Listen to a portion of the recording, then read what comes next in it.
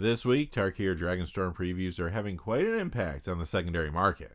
This video is sponsored by Flipside Gaming. Check out flipsidegaming.com for all your gaming needs. Right now you can pre-order Tarkir Dragonstorm, Magic the Gathering Final Fantasy, or find a vast number of other great items on their website. Remember, shipping is free in the US if your order's over $100 or consists only of singles. Just look in the description or comment section below for direct links to their site.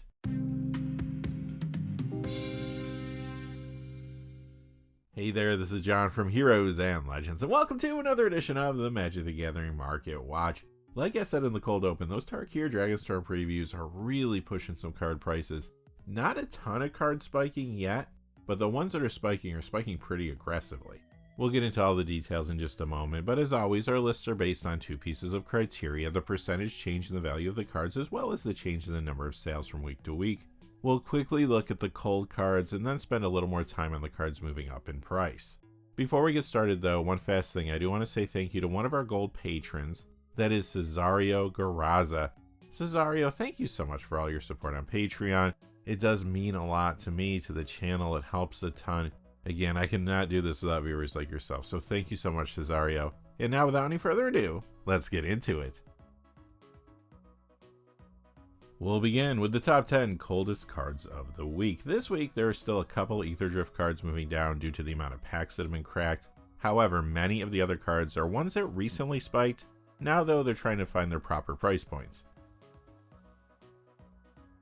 Our number 10 card was number 5 in the hot list last week. It is Inundate, down $1.04 to $9.30. That's a 10% decrease. Number 9, Motzalotli, the Great Door. It's down $1.20 to $2.49. That is a 33% decrease. Number 8, Throne of the God Pharaoh, down $1.24 to $7.26. That's a 15% decrease. Coming in at number 7 for the second week in a row, the Enigma Jewel. It goes down $1.31 to $5.14. That's a 20% decrease. Alright, you know this card. 3 weeks ago it was number 6 on the cold list. 2 weeks ago it was at the number 5 spot. 1 week ago it fell to number 10, but last week it bounced up 7 spots to number 3. This week, however, it's back down 3 spots to number 6. It is Radiant Lotus, down $1.55 to $10.29. That's a 15% decrease. Number 5 is Silk Guard from the Kamigawa Neon Dynasty Upgrades Unleashed Commander deck. It's down $1.76 to $7.23. That's a 20% decrease. Number 4, Masticore from Urza's Destiny. It goes down $1.76 to $15.99. That's a 10% decrease. Number 3, Ketramos, the New Dawn, down $4.57 to $36.37. That's an 11% decrease. Number 2, Simulacrum Synthesizer, down $5.28 to $50.60. That's a 9% decrease. And coming in at number 1 is Recurring Nightmare, down $7.95 to $71.05. That's a 10% decrease. Okay, on to the main event, our top 10 hottest cards of the week. Like I said, Tarkir Dragonstorm having a big impact on this list. So let's check in at number 10. We have Celestine the Living Saint, up $2.71 to $17.49. That's an 18% increase. This is from the Warhammer 40k Forces of the Imperium Commander deck. Currently it sees a good amount of Commander play in several decks, including around Marneus Kelgar from its precon, and Darien King of Keldor, for example. Now, however, players are interested in Celestine because of one of the Tarkir Dragonstorm Commander cards. It appears that this may be a good upgrade to the upcoming Abzan Armor Commander deck, and it will be a good inclusion in fresh builds around one of the legendary creatures previewed from there. That's Beator, Ancestor's Voice. Celestine the Living Saint is a rather safe spec. Since it's based on a Warhammer 40k character, it will be difficult for Wizards to find a place to reprint it. I'm sure it will happen at some point, most likely as an in-universe card, but it's doubtful that it will happen before the release of Tarkir Dragonstorm. And that is why the card is jumping now. Number 9, Amzu Swarm's Hunger, up $4.39 to $23.19. That's a 23% increase. This has been in Commander builds around Grist the Hunger Tide and Zask Skittering Swarmlord, for example, but recently it saw increased play in the format around a new card from Aetherdrift. That was Etchik Emerald Radiant. However, now there are more players looking for Amzu Swarm's Hunger because of Tarkir Dragonstorm previews. It looks like Amzu will be a good upgrade in the upcoming Sultai Arisen Commander deck, and it may be a good choice for fresh builds around a card from there to evolve the balanced scale. Remember too, Amzu is part of the poorly received Ravnica Clue Edition product, so we see a case of low supply meeting high demand leading to the card's price spike. Number 8 is Nogi Draco-Zealot. It goes up 444 to 2614, that's a 20% increase. This Magic Game Night free-for-all card only comes in foil. It's sometimes found in commander builds around the Dragon or Clouth Unrivaled Ancient, but I think it's pretty clear why this is spiking. Obviously, Tarkir Dragonstorm is bringing a lot of dragons and support for the creature type. Commander decks around dragons like the ones headed up by the Dragon are about to get better. Nogi is a hard to find card from a Magic product that was not super popular, and it has yet to be reprinted. Will it be reprinted somewhere in a product from Tarkir Dragonstorm or an adjacent product? Maybe, but right now players and speculators are trying to secure copies in case it continues to spike. Here are a few examples of cards that have been previewed from Tarkir Dragonstorm that could play well in commander builds alongside Nogi in the 99. Draco-Genesis, Stormscale Scion, Temur Battlecrier, and Mox Jasper. Also, Nogi Draco-Zealot could be a good upgrade to the upcoming Temur Roar commander deck, since that deck appears to have a dragon focus. At the time of recording, the build has not been fully previewed, so we don't know if Nogi is being reprinted there, but we'll know soon enough. Nogi Draco-Zealot will also be good in fresh commander builds around a card from Temur Roar, that is Ureni of the Unwritten. Number 7, Birthing Pod from New Phyrexia. It goes up $8 to $22.99, that's a 53% increase. This has seen a lot of play in both 1v1 duel and regular commander. In duel commander, it's in builds like Slimefoot and Squee, as well as partner builds consisting of Thrasios Triton Hero and Timna the Weaver, for example. In regular commander, you see it in decks around Muldrotha the Gravetide and Animar Soul of Elements, among others. So why is Birthing Pod spiking now? Well, on March 31st, we are getting another banned and restricted list update. Last time, the unbanning of Mox Opal created an environment in the modern format where Grinding Station Breach decks have been running wild. Players are speculating that we'll see more changes to Modern to try to course correct the format.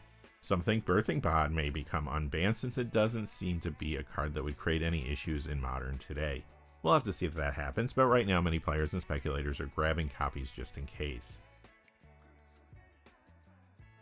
Number 6, Tiamat. The one from the list is up 1231 to 2310, that's a 114% increase. The one from Adventures in the Forgotten Realms is up 1459 to 2549, that's a 134% increase. This is a fairly popular commander, and it's in the 99 of builds like the Dragon and Scion of the Dragon, for example. Tiamat is a legendary dragon that lets you tutor for 5 dragons with different names when it enters. So why would this possibly be moving up now? Well, clearly this is spiking because of the dragons and dragon support coming in Tarkir Dragonstorm products. In particular, Draco-Genesis will play extremely well with Tiamat. Play Tiamat for free, then tutor for a bunch of dragons that you can also play for free. Seems good, right? A few other upcoming cards that may play well with Tiamat include Betor Kinta All, Nuriv Heart of the Storm, Mox Jasper, and Maelstrom of the Spirit Dragon, as well as Ureni of the Unwritten from the Temur Roar commander deck. Some do think that Tiamat may be reprinted in one of the Final Fantasy products if it does not make it into Tarkir Dragonstorm.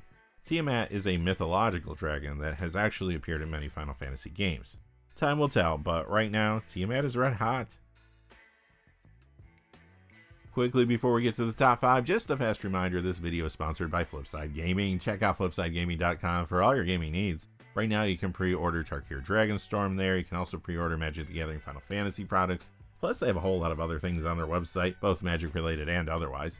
Remember, if your order is over $100 or consists only of singles, shipping will be free in the United States.